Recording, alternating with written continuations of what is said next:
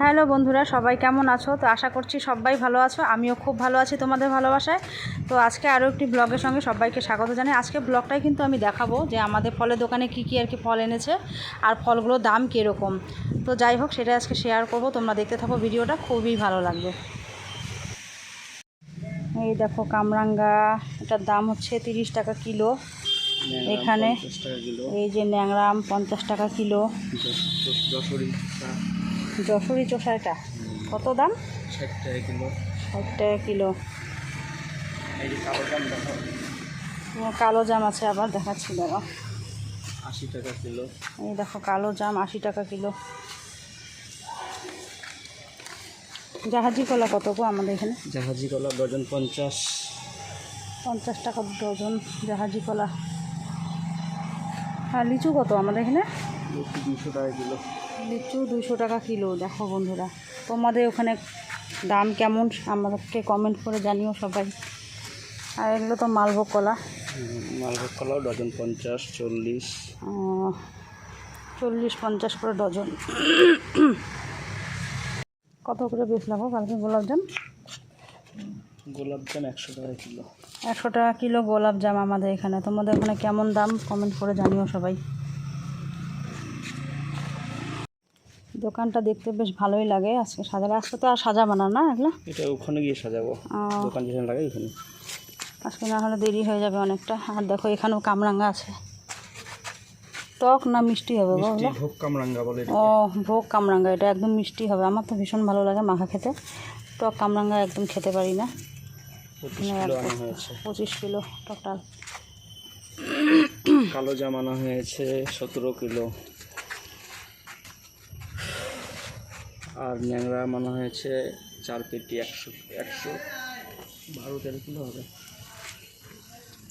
তো ঠাকুরের আশীর্বাদের দোকানটা একটু বেচাকেনা বেশ ভালোই হয়। আর এরকমভাবে যদি চলতে থাকে তাহলে হয়তো একটু এগোতে পারবো, একটু ভালোভাবে হয়তো চলতে পারবো।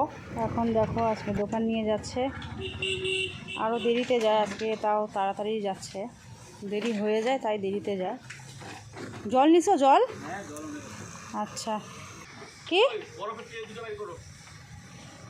আর এদিকে দেখো বরফ এখন বের করে নিচ্ছি। বাপরে বাপ, কি গরম পড়েছে আমাদের এখানে, প্রচণ্ড গরম। ও আসি দাঁড়াও, বাপরে প্রচণ্ড গরম পড়েছে।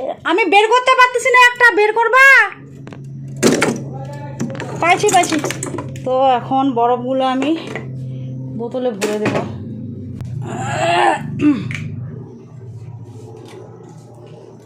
এই দেখো, এই যে এখন বরফ নিয়ে যাচ্ছি। প্রচণ্ড গরম পড়েছে আমাদের এখানে। এখন ভরে ভরে নেবে। কই গো, নাও।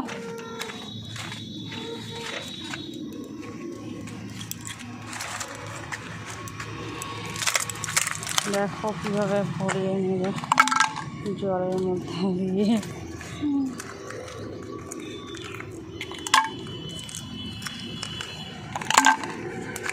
এই বোতলটা রাখলে পরে অনেকক্ষণ ঠান্ডা থাকে জলটা, তাই আর কি নিয়ে যাবে, না হলে গরম হয়ে যায়, জল খেতে পারে না গরমের দিন।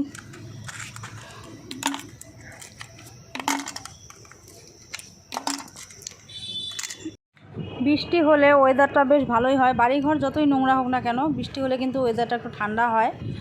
আর বৃষ্টি না থাকলে এত গরম যে সহ্যই করা যায় না। আর আমাদের তো টিনের বাড়ি, তো পুরো তাপটা আর কি লাগে। ডাইরেক্ট রোদটা আমাদের বাড়িতে যেহেতু পড়ে, আর পুরো টিনের তাপে ঘরগুলো একদম গরম হয়ে যায়, তো থাকতে পারা যায় না। আর এত জল খাই, ফ্রিজের জল খেতে খেতে আমার একদম সর্দি কাশি লেগে গেছে। মানে কি আর বলবো, খুবই গরম পড়েছে এখানে, গরমে থাকাই যায় না।